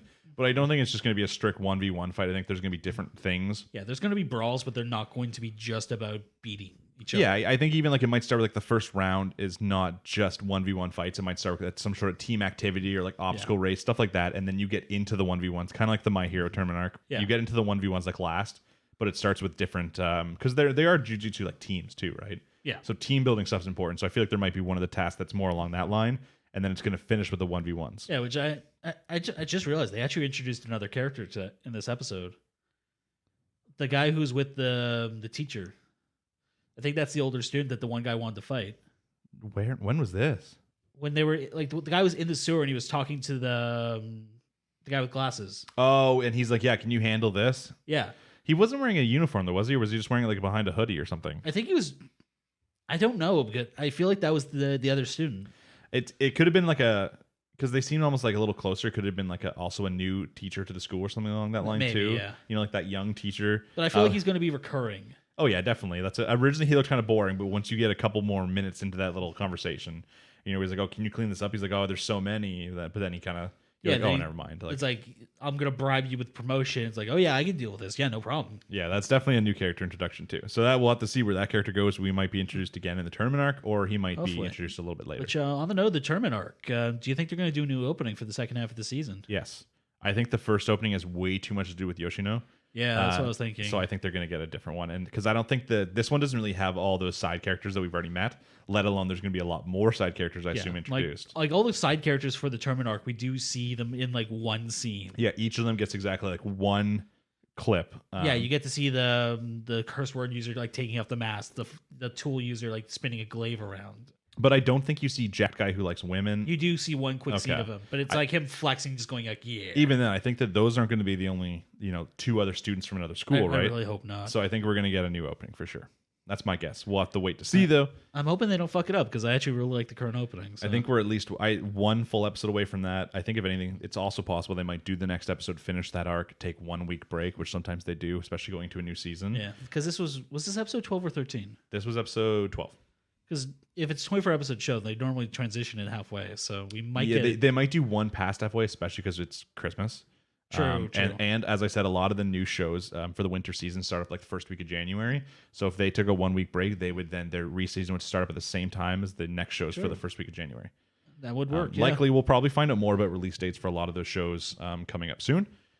We know, I think a lot of them have release dates. We just haven't put together like a full list and that kind of stuff. Yeah, we haven't done a comprehensive list of what we're going to be talking about or what we're actually going to be properly watching. So. Yes, which is why, like every other thing we talk about, let us know what you're excited to see down below, just so we can start putting together our list. I want to make like a vote or like a poll at some point in one of the videos. Yeah, just to find out. There's too much, especially because there's a couple shows I'm going to be watching regardless of if we're talking about it here. So, but yeah, we want like a crisp like list of maybe 6 shows. So that gives us a decent amount of time to talk about each one, especially if they're really good. Yeah, sometimes right now we can talk about a show for 5 minutes, or when we get to a big show, we can talk about it for like 45. Yeah, like I feel like we could fill up a 6 episode list with just isekais at this point. Yeah, especially for the season coming up, we could. So be sure to let us know down below what you're most excited for, like always, so we can start making our list. Okay, last up, of course, as with every other weekend for at least the next 13 weeks, is Attack on Titan Season 4, Episode number 3. Door of Hope. So this is what we were expecting. It is a flashback episode. Yeah. Almost entirely. I think they only show like the one scene that's from current. I think we get 2 scenes current. Like they're kind of stitched together, but yeah. Yeah, I think it kind of starts off, you see like a flashback, and I think at one point you see like older Reiner a little bit, and then at the end it kind of goes to current time, and then maybe there's a big reveal at the end. Maybe, yeah, we'll talk about that in a few moments. So we literally, Attack on Titan came out at 4 p.m. today. Yeah, it is. It's like what, 5 o'clock now? Yeah, 5. Well, it's almost 6. 5:55. Yeah. But we literally finished watching the episode. We watched it here. We finished the episode, and then we walked in this room to record. So yeah, it's fresh in our minds. It's fresh in our minds. We haven't had a chance to mull it over. But yeah, I haven't been sitting there thinking about everything. I haven't watched it a second time. I haven't seen any videos on what other people think. So this is all fresh in our minds. Yep. But yeah, so pretty much the episode is all. I knew most of this information. Now, this might have been from, as I said, I try not to watch videos right now until I've done this. So normally what happens is I watch Attack on Titan. I will sometimes watch certain parts of the episode again, and then we'll talk about this. And then after I've done the recording, I'll go through and I watch some just my favorite, like YouTubers, breakdowns. Or one of the big things I watch is actually what the differences between the manga chapters and the anime episode were. Right. But I never do that till after, so I don't want to alter my opinion by seeing a lot of other people's opinions. Yeah, I get it. Yeah, which would typically, because if I watch a video about like what someone else thought of the episode, even if it's subconscious, a lot of what I think of that episode is going to be what they thought. Yeah, it just flavors what you think and twists your opinion a little bit. It's not your opinion anymore. Yeah, so I try and save it just until we talk about it. But yeah, this one I don't know exactly where I knew this information from. It might have been before we started talking about Attack on Titan on the podcast, when I was just like desperate for more information about, when I was waiting for season 4. I might have been like looking up a lot of this because I knew a lot of the stuff with Porco and Marcel and Reiner, and like I knew a lot of their past, but we haven't seen it. They've talked about it a lot. It's come up every time they've talked about Reiner and talked about other chosen warriors. So, but even at the beginning of this episode, I had a lot of questions about their past. Right, my questions were like, how do they get to the island? How do they get into like the town? Like where they, because they come saying they're from a town that was destroyed by Titans when they meet Eren and all them. And then I was like, where was Annie during the breach of Wall Maria? Like I had all these questions, and this episode did answer, I think, pretty much all of them. Yeah, they hit on pretty much every topic we were thinking about. Yeah, it's important too, because you got to understand the relationship between Porco and Reiner. Obviously, every time we've seen them, there's a little bit of aggression there. Yeah, we understand why now. Porco was supposed to be up for the Armored Titan. He, by all rights, should have had it. He was better than Reiner in just about every single way. But because Marcel basically lied and said that Reiner was better and Porco had all these issues, that kind of stuff, so he could save his brother from living a life of only 13 more years. Yeah. That's where the animosity comes from, not to mention the fact that because of seeing Ymir's past, when he inherited the Jaw Titan, he also knows that his brother sacrificed himself for Reiner, which in his mind, Reiner, waste of space. What's even the point of sacrificing yourself for him? And then also how Reiner, from that day, started acting a lot like his brother. He tried being the leader like his brother was, and that pisses him off. Yeah, like you saw him outright say it here. It wasn't just him subconsciously trying to be a leader. It was him straight up saying, I will be Marcel now. It's like, yeah, there was also some questions I always had. Like we obviously already knew about the whole Ymir was just like a Titan who stumbled upon eating someone who had the Titan power and that kind of stuff. But it was still nice getting to know a little bit more here, understanding a little bit more about that. Seeing exactly what happened, seeing like how they got caught out. Yeah, seeing the attack on the wall, seeing right after them being inside the same little place as like Eren and Mikasa and all them and stuff like that. That's probably how then they adjusted into this life of then joining the Corps. Seeing their secret meeting after doing stuff, like even you saw Annie attacking Kenny, trying to get information on where the Founding Titan is and stuff like that. Yeah. Obviously, we were kind of memeing last week when we said that in the thumbnail that Kenny, I think we knew it was mainly a flashback with Kenny. Yeah. I mean, one of the questions that that everybody pointed out last week was like, we're still trying to. They keep showing these characters a little bit. And we're like, oh, is that Mikasa? Is that Jean? Definitely the one I thought could have been Connie was just apparently a Elgin just killing himself, right? Like we knew that. I was like, oh, but maybe that's like a Connie. Maybe he killed someone, jumped off. I still think it's possible we've seen Jean and Mikasa. Or Jean so, and what's her name? Potato Girl. Sasha? Yeah, Sasha. Yeah, so that's possible. But the Kenny thing obviously was a little bit of a meme. We kind of knew that was going to be a flashback, especially since it was a flashback episode. But yeah, we saw him interact with Annie when she was young in a disguise, her trying to figure out more information about the Founding Titan. Yeah. I don't know if it would have been at this time that he was working for the Founding Titan. This would have been after he joined. That would have been why he was targeted. Because he would have been like the bodyguard of I don't remember what his name was. Yuri with a U, Urie, I think was the Founding Titan's name. The one who was Yuri more peaceful. Uriel. Something along those lines. But yeah, so that makes sense as to why Annie attacked him trying to get information. But she is not good enough at that age, to fight Kenny. I mean, that one kick was pretty damn good. It was good, but Kenny dodged it. I mean, he's an Ackerman. They kind of cheat. Yeah. But yeah, one of my big questions is always like, hey, why was Annie not at Wall Maria? Yeah, the fact that they came out that it was just Reiner choked her out beforehand, it's like, okay. Yeah, Reiner just to show, I know, because we know that Reiner's good, right? So Reiner was the second in their class, right behind Mikasa. But when he's a kid, they all, like when they were warrior candidates, they all thought he was like the shittiest. It was just like known among everyone. But then that was the first time we saw him kind of nut up a little bit and literally like fight Annie and like choke her out. Into then going to attack the wall, doing his job, and then becoming like kind of a badass, trying to become the new Marcel, right? Yeah. Going into then, he even outperforms Annie and Bertolt inside the survey, or not the survey corps, but inside the training. Yeah, like we don't know if they were genuinely trying or. I feel like Annie would. I feel like she's more competitive than she lets on. Yeah, I don't know about Bertolt. I think Bertolt would be like, yeah, I passed. Okay, cool. Yeah, I think that he's probably like good at stuff, but he probably doesn't care about being the best. And Reiner, I think, just from having a past where he was so bad at everything, he probably wanted to be the best a lot more than other people. Yeah, this would have also been the start of his multiple personalities going on. Yeah. Reiner the scout versus Reiner the warrior. So. Yeah. Yeah, so you see a little bit of the Reiner's past. Most of it is about Reiner and his past, and we get to just connect some of the dots that we've been wondering between when they became warrior candidates and meeting up with the rest of the crew inside their training. I think the ending was probably the big part. It goes right from the flashback into Reiner with a gun in his mouth. Yeah. Obviously, the dude's got a lot of PTSD, has a lot of issues. So it's like should I kill myself? Him killing himself would obviously ruin a lot of the Marleyans' plans, though. Yeah, that has a lot of huge implications. Because, the armor titan would then randomly be given to some sort of Eldian child. Yeah. Meaning they'd probably have to wait till that kid grows up old enough to even be able to use it. They'd have to find out who it is. Like, there's so many issues with that. Yeah, they don't even know if it's going to be an Eldian that in their country. It could be someone in the freaking walls. Yeah, that would be funny. Just some random schmuck one day turns into a titan. But even there, it would, you got to think that kid's got to at least turn out to be, age 10 before they could even possibly even know it. And by that point, most of the current titans that we know would be dead. And that would obviously be a big issue for the Marleyan War. We obviously know Reiner's not going to do it, though. He still has a lot more importance, but it just kind of shows the mental state he's in. Oh, yeah. He's even because what snaps him out of it was Falco smacking the wall, right? Yeah, so. Falco being like, oh, fuck me. I'm so bad. And then he's like, oh, right. I still have these people to take care of kind of thing, Yeah. Which I feel like that might be another reason that he might try and off himself because he doesn't want to pass this on to someone else.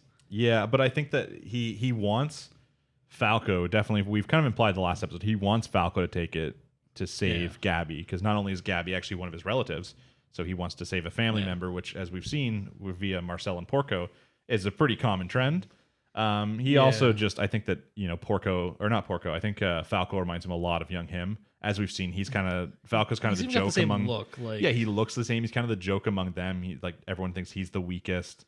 I do want to know why, whenever they're making warrior selections, they always pick one more than they need. I think that maybe just adds the competitive edge. You don't want to be the one that doesn't pass. To be fair, though, they the fact that they had 6 of the one crew were going to become Titans. Yeah, this one's all fighting for one. Yeah, I guess they might be able to stack up and say I'm going to be the one to inherit the Jaw Titan. I'm the one who's going to get the Cart Titan. Yeah, because something for instance, Porco, who was passed upon that time, got to still train and get older until then an opportunity came again. Yeah. So it'd probably be the same with these kids. But yeah, then probably the most important part of the episode comes when we've seen the same guy we saw from the last episode, one of the Eldian war refugees, whatever. Yeah. He, kind of sees Falco, calls him over. They have a nice chat on the bench. And right away, this guy's sus. Multiple reasons. One, voice is too good for a random. Yeah, and a lot of speaking lines for a random character. A lot of speaking lines, a lot of depth. You're not seeing his face. He has part of it covered up by a bandage. He has the long hair. Yeah. All that kind of stuff. But yeah, his voice sounded very familiar and also very good. And the conversation he's having with Porco, he's literally going into these deep conversations with him. Yeah. And then at the end, obviously, he looks up and it looks to be very much Eren Yeager. Yeah, the eye we see is Eren's eye. Yeah, and he has black hair. It's long, but if this is as I've said kind of the last episode, it seems like the whole show is already, the thought process that as a viewer is the Marleyans are going to take this battle over to Paradise Island. They're not. But yeah, very much what we already think is happening is that the battle has already been brought to Marley. And obviously, as I said, I think we've seen either Mikasa or Sasha. I think we've seen Jean. I think now we've seen Eren. So they're already here. And if Eren was already fighting for the Eldians as a ploy, he was missing a foot, but as we know, he can regrow he's limbs. Regrown more than that in the past. I don't know if there's an option for not regrowing it. If he can I don't want to regrow this yet, so he doesn't use his power actively. I think the thing is he usually regrows it after he does a transformation, right? So yeah, that's true, and he wouldn't transform because that might give away his position. Just suddenly a fucking attack titan rolls up on the field. But one of the main reasons this is important is because I think, as we mentioned in the last episode, there is this relationship with Eren and Falco that I think is going to be really important. We've seen the main art from season 4 is season 1 just reversed. So instead of Eren looking up at the Colossal Titan, it is Falco looking up at the Attack Titan, which is Eren. Yeah. I'm kind of putting him in his shoes, and Eren's giving this kid advice, and he literally is he knows this kid's supposed to be the next Armor Titan. He says it right there, So there's a lot of questions. Aaron's going really deep. He's kind of talking to this kid like he's important, like he means something, like he's. Yeah. So I don't know. There's a lot that's important here. I wouldn't be surprised if this is him trying to lay the seeds to either convert this kid, or trying to psych himself up to get ready to kill this kid. Yeah, the thing is, it's Eren obviously will do whatever it takes. Eren will kill this kid if it so requires it. But at the same time, it's still part of his race. It's still someone who really doesn't understand, right? Falco's not necessarily bad. He's just been taught his entire life about being on the specific side to save his family. So there's a possibility Eren's like, hey, like while they're still young, maybe we can turn some of them, almost like how Marley ended up winning the Titan War by turning like 6 of the 9 Titans against their own people. Maybe Eren's like, hey, we can turn some of the Titans they have with us. War becomes easier. Yeah, because I mean, that even ties into what happened with Reiner, because a lot of his PTSD comes from him having met the people he's been calling devils this whole time and realized, like, oh shit, they're like actually people. Yeah, like he's literally hated them just for being who they are. He meets them; they're normal people, and even likes them. Yeah, they don't even know that these other people exist. Like that's how bad their lives are. They're just isolated here. So yeah. So as I said, we just literally finished watching this. I'd love to go back and get a second watch and actually re-listen to everything that Eren is saying, which is something we'll probably discuss next episode when we watch episode 4. Once we've gotten all the information from this one. Oh yeah. Once we've rewatched it, picked up all the Easter eggs, that kind of stuff. Not a lot of action, just kind of like the last episode. A lot of lore, a lot of connecting dots to make everything make sense from previous seasons, which was really important to me because I had a lot of questions. Yeah. But yeah, like we even got the what was the importance of the female Titan answered. Yeah, I think we asked that right before we watched it. Yeah, we were just like, what is the point The classic question is always, hey, what happens if a male eats the female Titan? Which, I mean, that still hasn't been answered for us, I don't think, in the anime. I mean, But the female Titan compared to, everything else has like a point. In this episode, they literally took like a 2-minute time to be like, explain each Titan and be like, oh, this is their strengths kind of thing. Yeah, so, like the female Titan is all about versatility. Yeah, so while some of them are fast, some of them are strong, she's a little fast, a little strong. Which I guess is the same idea as the attack Titan. They're two parts of the same coin. Yeah, I think that the attack Titan definitely focuses more on like physical combat. It does have the hardening, which is nice, but I don't think he's quite as quick as like the female Titan is, for instance. But yeah, that kind of stuff was also important. This had a lot of like lore building and important background information for an episode, which, from some anime, you might be like, oh, that's so boring. I want to see them fight. But Attack on Titan, I don't think anybody would have been upset watching this episode. Yeah, there's enough lore that we still need that this was a good episode. I'm not complaining about anything here. Yeah, definitely not. We did watch the Next Time, which appears to be very much a conclusion to the Armor Titan question. Based off what we've seen, it seems, I think even, I don't remember what they said the name of the episode was going to be, but it seemed to be along the lines of the question about who's going to inherit the Armor Titan is going to be solved in this episode. Yeah, because I think we even saw a little bit of an argument between Falco and Gabby in that. Yeah, there seemed to be some sort of fight or something along that line. So I think they were going to get the conclusion to that, which is going to be nice. And then we might be really close to then being done with these perspectives. Yeah, we might switch back to the original crew and see them start fucking shit up. So yeah, which obviously that's going to be, each episode we talk about that, it's going to be so hype. It's going to be so crazy. Oh, yeah. But that's why, so enjoy this low while we have it of just these character, details and little past stuff. And enjoy this while we have it, because pretty soon shit's just going to be insane. Well, they're building up this world so we can watch it burn.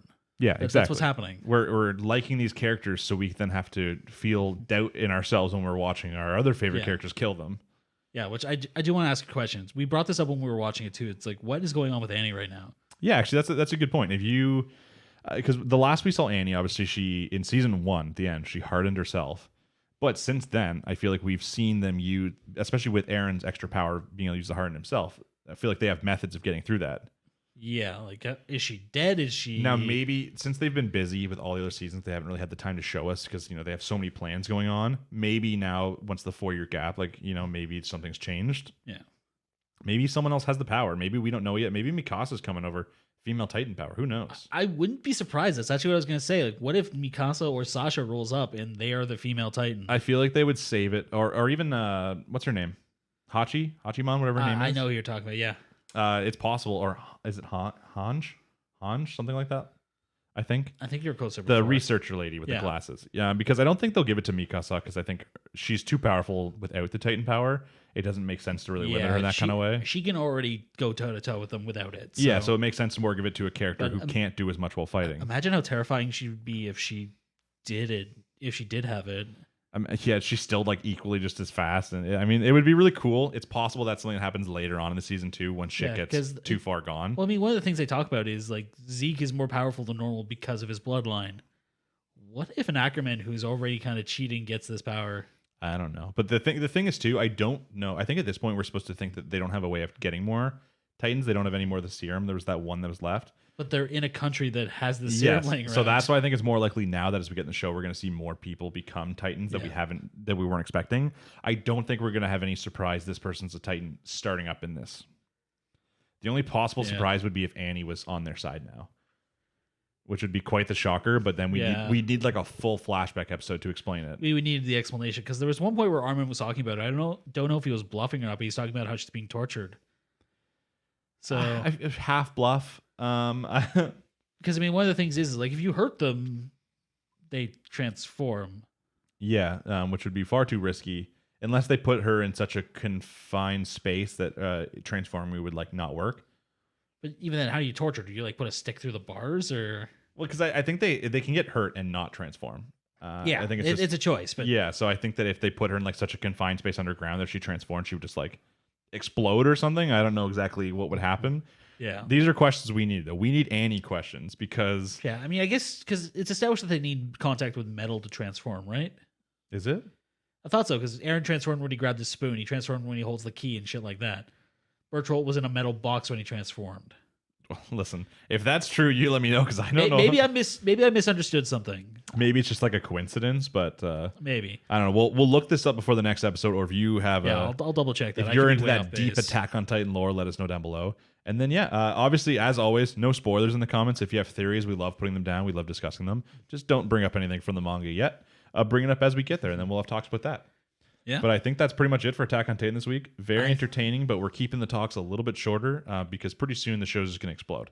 Yeah, we can theorize all we want right now, but it's not going to mean anything once they actually start dropping. Yeah, this was an episode that was flashbacks. This wasn't us like this isn't such a big us theorized episode. This is more of a hey, the stuff that we were theorizing of 2 years ago, we now have confirmed. Yeah, which is just as important, just in a different way. So yeah, as always, if you watched Attack on Titan, let us know your thoughts below. Let us know your opinions. Love to hear what you think about your favorite Titan. If you're excited for this Warhammer Titan. I think you accidentally saw images of the Warhammer Titan, didn't you? Yeah, we were talking about it. I said I have to look this up now. And so I'm in the next time actually they did show the guy who's going to be the Warhammer Titan. So I don't know if we're going to see the actual Titan in the next time, but if you haven't seen it before, don't look it up because you'll have fun. But it is insane. So look forward to that. And I think that's it for Attack on Titan this week. I think that's everything. Yeah. So yeah, as always, if you liked anything that we talked about in this episode, leave comments down below. The whole point of the show is to have comments. Yeah, any interaction's appreciated. And as we mentioned at the beginning, we had really good reception to the last episode. We want to just slowly increase every single episode, go a little up in interactions, and that'd be great. Yeah. I think other than that, you got any final thoughts? No, I'm just really excited to see what we've got coming up, and I'm kind of curious what we're going to talk about next week when we have a bunch of shows that don't show next up. Week we have we'll still have Noblesse. We will have Jujutsu Kaisen, King's Raid, and Jujutsu Kaisen Attack on Titan. That's 4 shows. Yeah, 4 of our 7. I just think, but by next week it's possible, or next week, the week after. I think that the Attack on Titan talks could just get longer, or maybe we'll just figure out a general discussion. So if you have any discussions even about anime you want us to talk about, we could talk about our favorite anime. We could talk about hentai. We could talk about past, convention experiences. Yeah, pretty much any topic. It can be about anime. It can be about manga. It can be about just weeb life in general. Let us know because as we get to seasons with less shows, that's something we wanted to do. Yeah, definitely. That was originally the idea, but as seasons like this popped out where there's a lot of stuff we want to talk about, it kind of fell by the wayside. Yeah. If you want us to just keep talking about various episodes we could always just do a conclusion to one of the shows that have ended or what we're looking forward to. Yeah, we can do thoughts. We did an episode once, I think it was on Decadence. Decadence, yeah, just our closing thoughts on that season. So yeah, if you want to see closing thoughts on any of the anime we've already talked about, let us know, or just any anime we watched. Yeah. I think other than that, we're done, guys. So we will see you next week for episode number 15. Yeah. Hopefully we got some good anime the next week. And hopefully you guys all have a good Christmas. And once again, guys, I've been Cam. I've been Jimmy. Take it easy, guys. Thanks for listening. Thanks for watching, and peace. Peace.